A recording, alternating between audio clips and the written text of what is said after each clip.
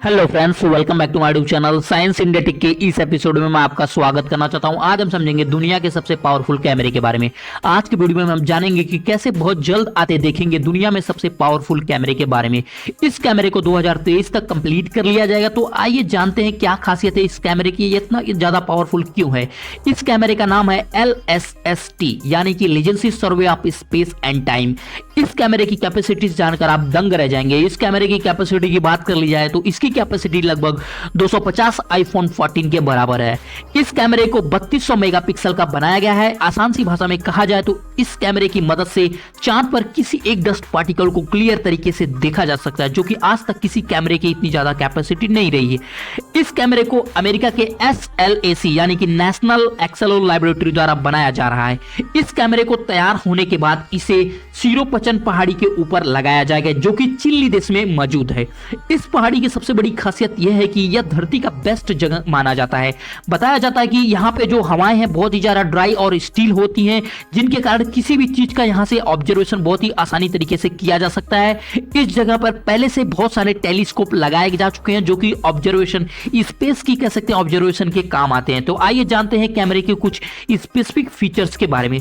Features की बात कर ली जाए तो इसकी रेजोल्यूशन की बात कर ली जाए तो 3.2 गीगापिक्सल यानी कि आसान सी भाषा में कहा जाए तो 3200 मेगापिक्सल के बराबर है यह।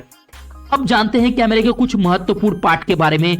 देखिए, हर एक कैमरे की एक कैपेसिटी होती है और उसकी जो जान होती है कैमरे की, वो होता है उसका सेंसर। सेंसर के साइज के ऊपर ही डिपेंड करता है कि कैमरा कितना ज्यादा पावरफुल है। इसके सेंसर की बात कर ली जाए तो 64 सेंटीमीटर का इसका सेंसर का इसके साइज है। अब आप सोच रहे होंगे कि आईफोन 14 के सेंसर का क्या साइज होगा, तो आपकी जानकारी के लिए बता देना चाहता हूं कि आईफोन 14 के कैमरे का जो सेंसर का जो साइज आता है 1/1.7 सेंटीमीटर का, मतलब कि कह सकते हैं कि 1 सेंटीमीटर का भी नहीं होता। उसके एक कैमरे का जो कह सकते हैं उसके जो सेंसर का साइज है कि 1 सेंटीमीटर तक भी नहीं होता। 1 सेंटीमीटर 1/1.7 सेंटीमीटर का होता है। तो आप अंदाजा लगा सकते हैं कि यह कैमरा कितना ज्यादा पावरफुल है। अगर आप इस कैमरे की बात कर ली जाए तो इसके थोड़े व्यू के बारे में बात कर लेते हैं थोड़ा, कि इसका जो फील्ड ऑफ व्यू है वो क्या है। इस कैमरे के फील्ड ऑफ व्यू की बात कर ली जाए तो इसका अप्रोक्सीमेट 9.6 स्क्वायर डिग्री तक है।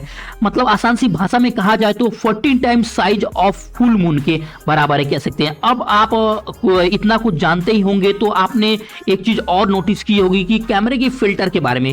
फिल्टर की बात कर ली जाए, वहीं फिल्टर की बात कर ली जाए तो यह मल्टीपल फिल्टर लगे होते हैं, जो कि कह सकते हैं सेकंडों में इसे चेंज किया जा सकता है। फिल्टर का इस्तेमाल किया जाता है स्पेसिफिक वेवलेंथ के लिए किया जाता है। कह सकते हैं जैसे यूवी हो गया या ब्लू, ग्रीन, रेड या कह सकते हैं इंफ्रारेड हो गया, तो इनके लिए अलग अलग क्या करना पड़ता है कि हमको चेंज करना पड़ता है फिल्टर का। तो ये फिल्टर का इस्तेमाल किया जाता है अलग अलग वाइड रेंज के लिए, वेवलेंथ के लिए इसका इस्तेमाल किया जाता है। अब बात कर लेते हैं कि जब कैमरा ओवर हीटिंग होता है तो उसके लिए क्या किया जाता है।